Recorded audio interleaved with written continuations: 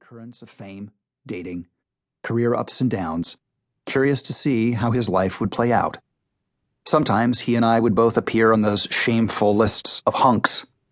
Can there be a more degrading or frankly gross word than hunk? Hunk of what? Hunk of wood? Hunk of cheese? Yikes. There may have even been a girl or two whom we both coveted, but that was the extent of my contact with him. In the late 90s, my wife Cheryl and I were on a romantic ski vacation in Sun Valley, Idaho. We still felt like newlyweds, in spite of having two beautiful baby boys, from whom we'd escaped for a rare evening out. Sun Valley is one of my favorite spots. It's old school, as the site of North America's first chairlift, glamorous, the home of Hemingway and early Hollywood royalty, and boasts one of the greatest ski mountains in the country. I'd been going there since the mid-1980s, and had always liked the mix of people you might encounter at any given time. One evening at a big holiday party, I felt a tap on the shoulder. It was John Jr. "How've you been, man?" he asked with a smile. I introduced him to Cheryl. He congratulated us on our recent marriage. After a while, Cheryl went off on her own, leaving the two of us alone in the corner, watching the party move on around us. Even in this more rarefied crowd, you could feel the occasional glare of curious observation. A ski instructor passed by, a movie star. A local ski bunny brushed by John and flipped her hair. "How do you do it?" he asked, so low against the buzz of the party that I couldn't quite hear. "I'm sorry? How do you do it?" he repeated. "I mean, how did you settle down? You, of all people." I looked at him and he was smiling, almost laughing, as if covering something else, some other emotion I couldn't quite discern. At first I thought he might be gently poking fun at me. Up until my marriage, my life had been publicly marked by a fair number of romances, some covered with great interest in the papers. But I saw that his question was real, and that he seemed to be grappling with some sort of puzzle he could not solve. I realized he was looking across the room to a willowy blonde. She had fantastic blue eyes, the kind of beauty and magnetism that was usually reserved for film stars.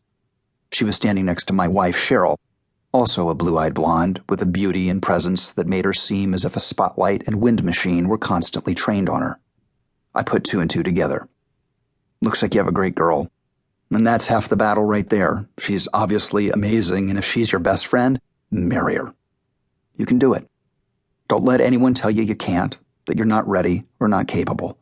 Come on in, man, the water's warm. I'm here to tell you it is. If she's your friend, in addition to all the other stuff, pull the trigger. Don't let her get away. You never know what life will bring." I think he was a little taken aback by the passion of my response. I'm not at all sure what he had expected me to say, but he asked, "So what the hell?" John nodded, and we went on to other topics. The next day, we met to ski on the mountain. He snowboarded, ripping down the face fast and free. But the weather was turning, and a whiteout was upon us. In the snow and speed and the wind, we were separated. I looked up over the ridge and he was gone, lost in the clouds. John did marry his blonde, his Carolyn. I was glad for him and thought about sending him a note, but somehow I didn't. Of all my character flaws, and there are a number of them, procrastination is my most distinctive. Instead, I wished him luck, children, and the longevity of love with one of my non-alcoholic beers as I watched the coverage on Entertainment Tonight. As a huge political junkie and unabashed admirer of our country, I was a huge fan of his brainchild, George Magazine. When someone finally stopped asking celebrities appearing on its cover to pose in those George Washington wigs, I thought, okay, they're rolling now. The end of the century approached. The 90s were a time of building for me. Building a life that was sober, drained of harmful, wasteful excesses, and manufacturing in its place a family of my own. This was my priority through the decade, and that work continues to pay off today with the love of my sons, Matthew and John Owen, and the constant gift of the love of my wife, Cheryl.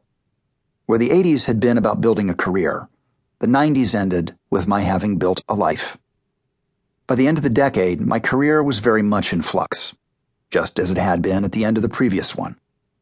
I had had some successes in the 90s, always made money, but the truth was I was like a man pushing a boulder up a hill.